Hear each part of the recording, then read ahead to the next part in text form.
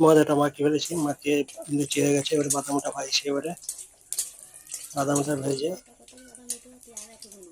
তারপরে আদাটা এই যে ভাজছি, আদা ভেজে, আদা রসুন ভেজে তারপরে লঙ্কা গুঁড়ো দেবো, হলুদ গুঁড়ো দেবো, আদা দিয়ে তারপরে আলুটা দিয়ে ভালো করে নাড়তে হবে।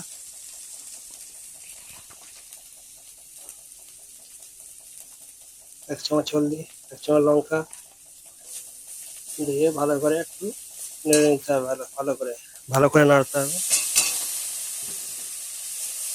আলুটা দিয়ে দিয়েছি। এবারে আলুটা দিয়ে নাড়ছি এবারে ভালো করে।